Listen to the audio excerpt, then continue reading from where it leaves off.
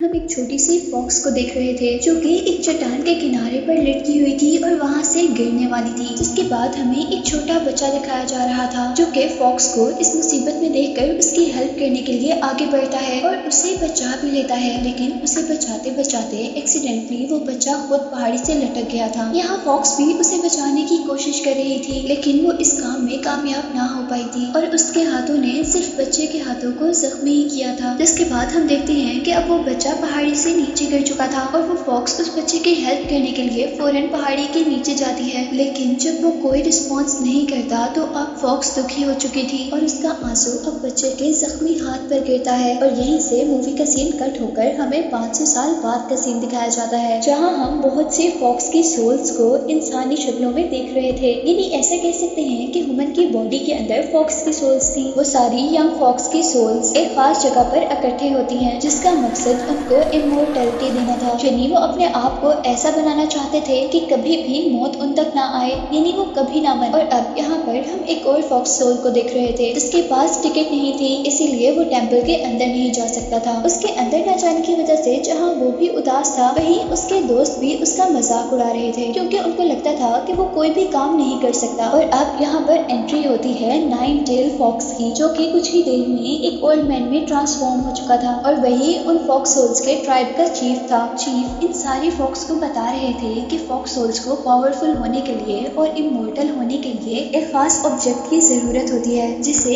Elixir of souls कहते हैं जो कि उनकी ह्यूमन बॉडीज के अंदर पाया जाता है। वो लोग अब अपना रिचुअल परफॉर्म करना शुरू करते हैं और बहुत सी फॉक्स टेल्स के पास उनकी ह्यूमन बॉडी के अंदर से उन्हें ब्लैक एलेक्सर मिलता है, यानी वो चीज जो उन्हें पावर देगी। लेकिन ब्लैक एलेक्सर उनके किसी काम का नहीं था, जबकि उनमें से एक लड़की जिसका नाम अजी है उसे रेड एलेक्सर मिलता है जिससे वो 5 टेल फॉक्स में चेंज हो चुकी थी। यानी अब वो बहुत ज्यादा पावरफुल हो चुकी थी और ओल्ड मैन अब उन सबको बता रहे थे कि नेक्स्ट मंथ एक ऐसा दिन आएगा जिस दिन तुम लोग व्हाइट एलेक्सर को पा सकोगे, जिसको पाते ही फॉक्स 9 टेल फॉक्स में ट्रांसफॉर्म हो जाती है और 9 टेल फॉक्स को सबसे स्ट्रॉन्गेस्ट फॉक्स माना जाता था। इसी के साथ वो ओल्ड मैन ये भी बताता है कि वो व्हाइट एलेक्सर हजारों साल बाद एक मर्तबा किसी को मिलता है जिससे वो 9 टेल फॉक्स में ट्रांसफॉर्म होते हैं। जिसके बाद हम वहाँ पर सारी फॉक्स सोल्स को एक बहुत पावरफुल स्टोन के आगे देख रहे थे और इस स्टोन ने असल में उन्हें उनके मिशंस देने थे। इधर ही हम दोबारा उस फॉक्स सोल को देख रहे थे जिसके पास इस टेम्पल में आने की टिकट नहीं थी, पर वो किसी न किसी तरह इस टेम्पल में पहुंच गया था और वो भी अब उस मैजिकल स्टोन के आगे अपना हाथ करता है ताकि उसे भी कोई मिशन असाइन किया जाए। चाहे उसके हाथ पर बाकी स्टूडेंट्स की तरह पूरी बात नहीं लिखी गई थी, लेकिन फिर भी वो इस बात पर खुश कि चलो कुछ तो लिखा गया है। और अब उस सेरेमनी के बाद चीफ उसे एक साइड पर लेकर जाते हैं। वो उसे कहते हैं कि तुम्हारे हाथ पर जो लिखा गया है तुम्हें पता है कि उसका मतलब क्या है। इस बात का वो जवाब देता है कि नहीं, मुझे कुछ नहीं पता। और वो उससे कहते हैं कि तुम नेक्स्ट मंथ 9 टेल फॉक्स बन सकते हो। जो बात सुनकर वो बहुत ज्यादा खुश हो गया था, लेकिन ये खुशी उसकी चंद सेकंड की ही थी जब चीफ उसे बताता है कि वो मजाक कर रहा है,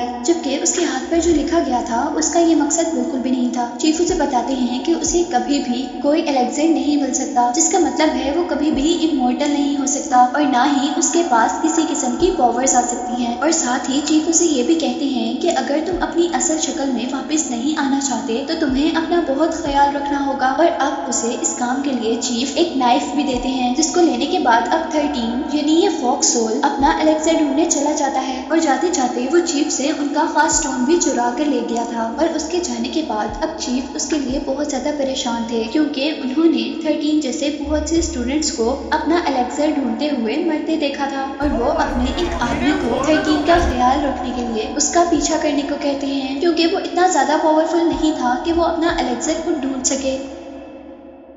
जिसके बाद हमें दोबारा 13 को एक होटल पर दिखाया जा रहा था। वो यहाँ एक गांव में था जहाँ पर एक आदमी जिसका नाम जीजिन है वो एक आदमी को ढूंढते हुए नजर आता है। वो सब लोगों को उस आदमी का स्केच दिखाकर उसके बारे में पता कर रहा था और ऐसा ही करते करते जीजिन 13 के पास पहुँचता है, लेकिन 13 क्योंकि खाना खा रहा था इसलिए उसने उस आदमी को पूरी तरह इग्नोर कर दिया था। और जैसे ही वो आदमी 13 से दूर जाता है तो वो मैजिकल स्टोन जो वो चीफ से चुरा कर लाया था वो 13 को बताता है कि उसका एलेक्सर यहीं कहीं करीब ही है और 13 अब अपना खाना छोड़कर उसकी तलाश शुरू कर देता है। अब वो एक प्रीस्ट के पास पहुंचता है। वो ओल्ड प्रीस्ट लोगों का इलाज कर रहा था और इस काम के लिए वो अपनी पेंटिंग्स के अंदर डीमंस को कैच करता था और उनका ब्लड निकाल कर वो लोगों को ठीक किया करता था, जिस तरह अभी उसने एक बच्चे को ठीक किया था। और यहाँ ये देखते हुए 13 को दोबारा जाइचिन मिलता है, जो कि पहले भी उसे होटल में मिल चुका था। 13 जैसे ही पीछे मुंह करता है तो जाइचिन के डोंकी से डर जाता है, जिसकी वजह से उसे अब गुस्सा आ गया था, इसीलिए उसने डोंकी को अपना पाँव मारा था। लेकिन इस काम से डोंकी को भी गुस्सा आ गया था। वो पीछे से जाकर 13 पर अटैक करता है और उसे हवा में उड़ाते हुए अपने ऊपर बिठाकर वो उसे वहाँ से लेकर चलता है, क्योंकि डोंकी अब 13 को सबक सिखाना चाहता था और उनकी इस लड़ाई के अंदर पूरा गांव जैसे तबाह हो रहा था। जाइचिन अपने डोंकी का पीछा कर उसे रोकने की कोशिश कर रहा था और यहाँ हमें दिखाया जाता है कि वो ओल्ड प्रीस्ट चुपके से जाइचिन पर एक मैजिक करता है, जो मैजिक उसकी प्रोटेक्शन करेगा। जबकि जंगल के दरमियान में अब हम 13 को देख रहे थे, जहाँ डोंकी ने 13 को वहाँ पर गिरा दिया था और खुद वहाँ से भाग गया था। अब उतने में यहाँ पर जाइचिन आता है। वो 13 से रिक्वेस्ट करता है कि वो उसे उसका डोंकी वापस कर दे, लेकिन 13 के पास तो असल में डोंकी था ही नहीं, इसीलिए वो जाइचिन से बचकर वहाँ से भाग जाता है और अब जाइचिन भी उसका पीछा कर रहा था। अब बहुत देर भागने के बाद वो जंगल के बिल्कुल दरमियान में आ चुके थे और दोनों ही बहुत ज्यादा थक चुके थे। वो लोग वहाँ पर बैठकर कुछ देर सांस लेते हैं और अपने पीछे देखते हैं, जहाँ पर उन्हें एक टेम्पल नजर आया था और यहाँ पर आकर अब उस मैजिकल स्टोन ने 13 को बताया था कि जाइचिन ही वो आदमी है जो उसे उसका एलेक्सर दिलवा सकता है। और साथ ही उसे ये भी पता चला था कि जाइचिन गवर्नमेंट जॉब के लिए एक एग्जाम देने वाला है, इसीलिए वो जाइचिन के साथ अब अच्छा बर्ताव करना शुरू कर देता है और उसे प्रॉमिस करता है कि वो सही सलामत उसे शहर ले जाएगा। जिसके बाद जाइचिन 13 को बता रहा था कि वो आदमी जो इस पेंटिंग में है, जिसको मैं तलाश कर रहा हूँ, वो असल में मेरा बड़ा भाई है और ये डोंकी भी मेरे बड़े भाई का ही है और असल में वो भी यही एग्जाम देने के लिए आए थे। इसके बाद हम रात में 13 को देखते हैं कि वो जाइचिन को मारने वाला था, लेकिन तभी वहाँ पर वो आदमी आता है जिस आदमी को फॉक्स सोल्स के चीफ ने 13 का ध्यान रखने का काम दिया था। वो आदमी उसे जाइचिन को मारने से मना करता है। वो कहता है कि उसको मारने से अच्छा तुम उसे एक ऐसी जगह पर ले जाओ जहाँ पर उसे कोई उम्मीद ना हो बचने की और वो बहुत ज्यादा डर जाए। और अब नेक्स्ट डे हम उस जगह पर एक डंकी को देख रहे थे, जहाँ पर 13 और जाइचिन ने स्टे किया था। असल में वो भी डंकी नहीं था, वो तो असल में 13 का गार्ड था, लेकिन उसे देखते ही जाइचिन बहुत ज्यादा खुश हो चुका था और इस डंकी के मिलने के बाद वो दोनों मिलकर शहर के लिए सफर शुरू करते हैं और अनएक्सपेक्टेडली वो दोनों बहुत अच्छे दोस्त बन चुके थे। फिर काफी सफर तय करने के बाद वो एक ऐसी जगह में पहुंचते हैं जहाँ पर बहुत से स्कॉलर्स उस जॉब की तैयारी कर रहे थे जिस जॉब की तैयारी जाइचिन भी कर रहा था। इस एकेडमी में पहुंचकर वो लोग एक रात वहीं रहने का डिसाइड करते हैं और रात में जाइचिन को यहाँ पर एक फ्रॉग दिखता है जो कि हर जंप पर जमीन पर गोल छोड़ रहा था। उसे देखते ही 13 को अब लालच आ गई थी और वो उसका तब तक पीछा करता है जब तक वो फ्रॉग उसे इस एकेडमी के ओनर तक नहीं ले आता। उस एकेडमी का ओनर एक पूल के पास बैठा हुआ था और अचानक उस मोड़ में से फ्रॉग की टंग निकलकर 13 पर अटैक कर देती है और उसे अपने साथ पानी में खींच लेती है। जबकि यहाँ पर हम जाइचिन को भी देख रहे थे जिसका सामना अब एक बहुत बड़े फ्रॉग से हुआ था। वो उससे किसी न किसी तरह बचने की कोशिश कर रहा था कि तभी यहाँ पर उसकी हेल्प करने के लिए 13 भी आ जाता है और किसी न किसी तरह वो जैसे ही फ्रॉग की टंग से बचते हैं तो फ्रॉग अब उनके ऊपर अपनी फूंक से अटैक करता है, जिसकी वजह से वो लोग तूफान की तरह उड़ते हुए दूर जाकर गिरे थे। वो लोग उस फ्रॉग से छुपते छुपते एक जगह पर आ जाते हैं, लेकिन वो ज्यादा देर फ्रॉग से ना बच पाए थे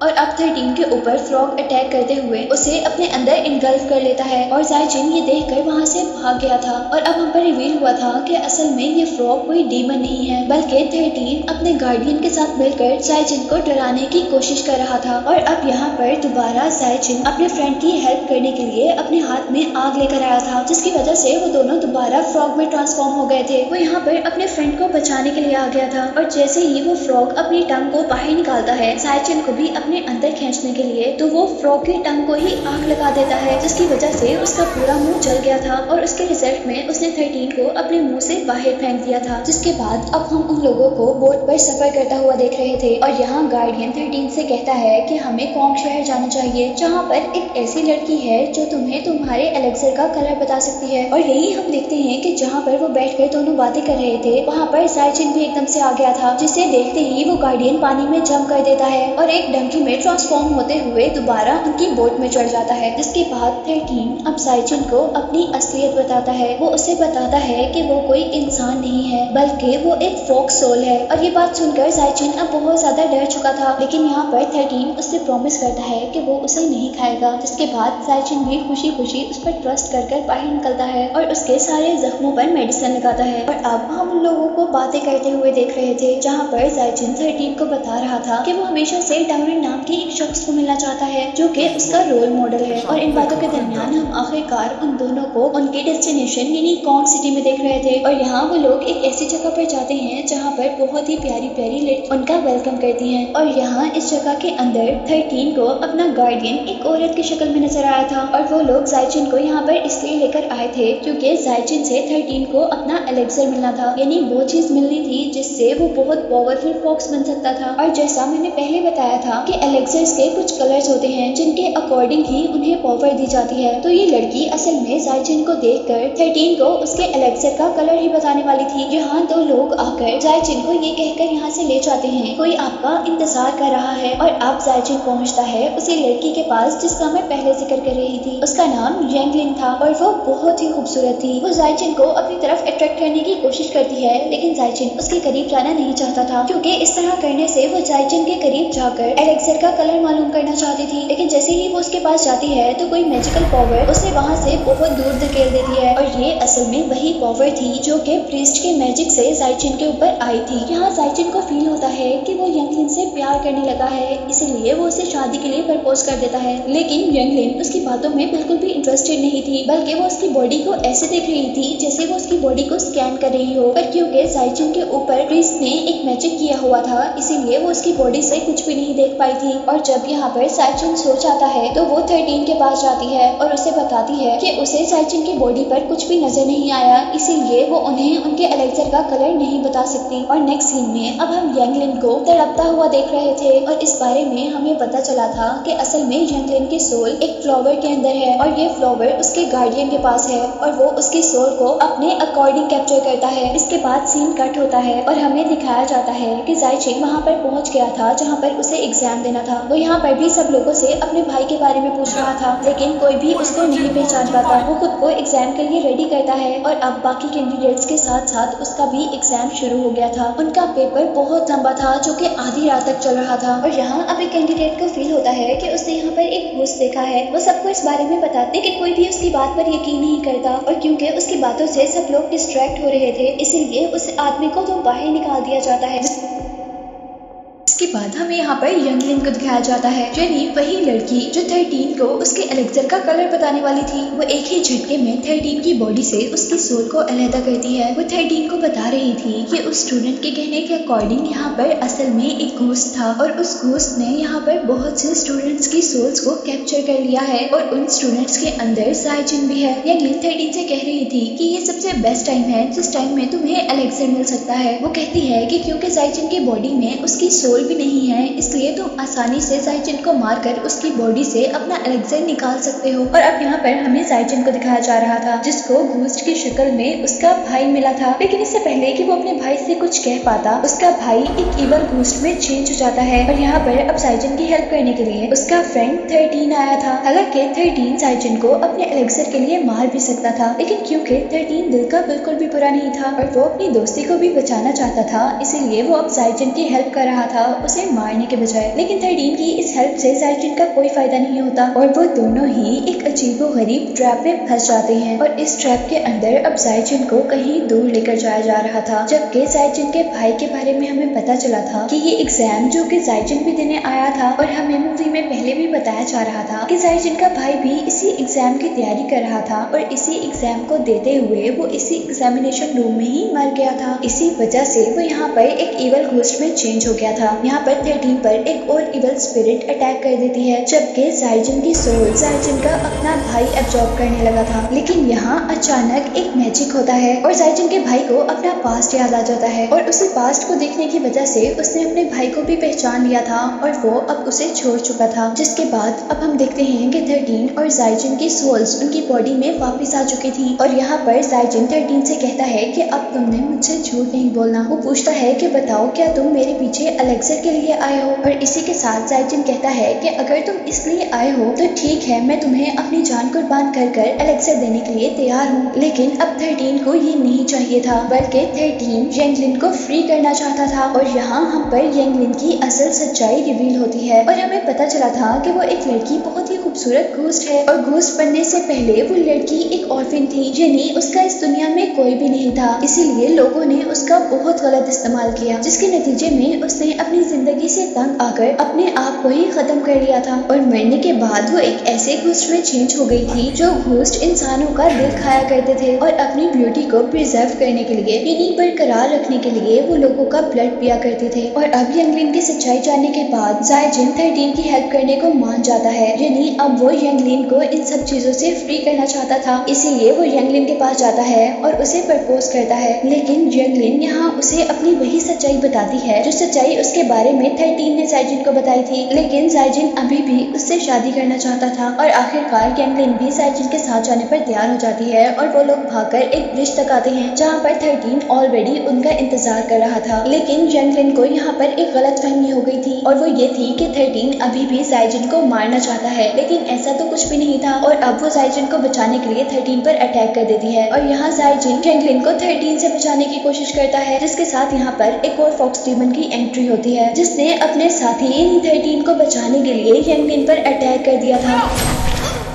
जायजिन जल्दी से 13 को छोड़कर यंगलिन तक आता है, लेकिन अब यंगलिन को बचाना बहुत मुश्किल था क्योंकि वो बिल्कुल मरने वाली थी। और मरते मरते यंगलिन जायजिन को बताती है कि वो भी उसको उतना ही पसंद करती है जितना वो उसे करता था। जिसके बाद वो एक स्मोक बनकर गायब हो चुकी थी क्योंकि जायजिन को अपनी जिंदगी में पहली बार कोई पसंद आया था और साथ ही अब उसे इस बात का गुस्सा भी था कि हमेशा से 13 जायजिन से झूठ बोलता आया था। और अब वो जाकर 13 पर अपना सारा गुस्सा निकाल देता है। उसकी बातें सुनकर अब 13 को भी सच में गिल्ट फील हो रहा था, इसीलिए वो भी अपने आप को मारने की कोशिश करता है। लेकिन इससे पहले कि वो अपने आप को मार पाता, उसके पीछे एक पेपर अपेयर होता है और अचानक से 13 उस पेपर के अंदर गायब हो जाता है। जिसके बाद हम पर रिवील हुआ था कि असल में वो पेपर मूवी के स्टार्ट में दिखाए जाने वाले फॉक्स ट्राइब के चीफ ने ही भेजा था ताकि वो 13 को बचा सके। और चीफ यहाँ पर 13 को बताते हैं जब ये फॉक्स पहाड़ी से गिरने लगी थी तो उसे बचाने वाला बच्चा असल में जायजिन ही था। ये मूवी के स्टार्ट में दिखाए जाने वाले सीन की बात हो रही है जिसमें फॉक्स के तौर पर वहाँ पर 13 था और वो बच्चा जो फॉक्स को बचा रहा था वो असल में जायजिन था। और चीफ अब उसे बताते हैं कि असल में जायजिन की बॉडी के अंदर वाइट एलेक्सर जो कि 13 को बहुत पावरफुल बना सकता है। जिसके बाद हमें काफी अरसे बाद का सीन दिखाया जाता है जहाँ पर जायजिन अब 13 को ढूंढ रहा था और आखिर वो अपनी काफी कोशिशों के बाद 13 को एक फॉरेस्ट में ढूंढ लेता है और उससे उस रात के लिए माफी मांगता है जिस रात उसने गुस्से में 13 को बहुत बुरी बातें कह दी थी। और अब जायजिन 13 को पावरफुल करने के लिए उसे एलेक्सर देने के लिए अपने आप को कुर्बान कर देता है। और जैसे ही जायजिन अपनी बॉडी के अंदर से एलेक्सर निकालता है तो असल में उस पर रिवील होता है कि उसके सामने 13 नहीं बल्कि 13 की शक्ल में 13 का वो गार्डियन था और वो 13 की शक्ल में असल में वो एलेक्सर लेने के लिए आया था क्योंकि उसे चीफ से पता चला था कि जायजिन के पास व्हाइट एलेक्सर है और वो अब 13 से पहले वो एलेक्सर लेकर पावरफुल होना चाहता था। लेकिन उसके हाथ में जाते ही वो एलेक्सर ब्लैक हो जाता है, जिसके बारे में मैंने मूवी के स्टार्ट में भी बताया था कि ब्लैक एलेक्सर उनके किसी काम का नहीं होता। इसीलिए 13 का गार्डियन उस एलेक्सर को वहाँ फेंक कर वापस चला जाता है। और जैसे ही ये सारा वाकया असल 13 को पता चलता है तो वो गुस्से में यहाँ तक पहुँचता है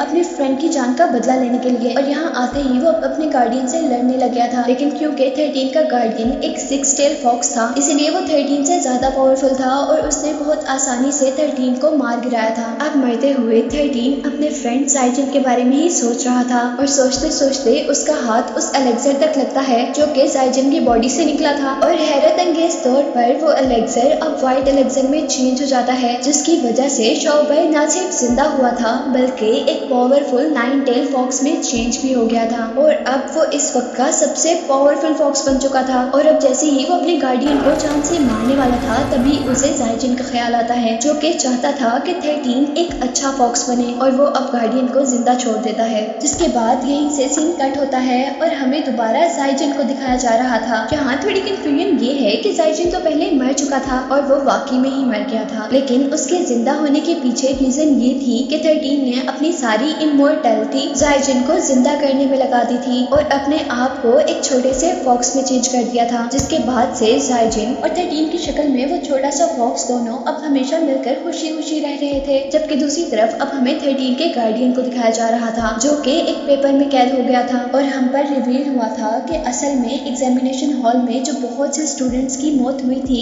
वो इसी फॉक्स डेमन की वजह से हुई थी, क्योंकि वो व्हाइट एलेक्सर लेना चाहता था, लेकिन क्योंकि उसकी सोल बुरी थी इसीलिए उसे कभी भी व्हाइट एलेक्सर नहीं मिल सकता था। जिसके बाद इस मूवी का कंक्लूजन ये निकला था कि बुराई की हमेशा हार होती है और अच्छे लोग 13 और जाइजन की तरह हमेशा खुश रहते हैं, जिसके साथ ये मूवी एंड हो जाती है।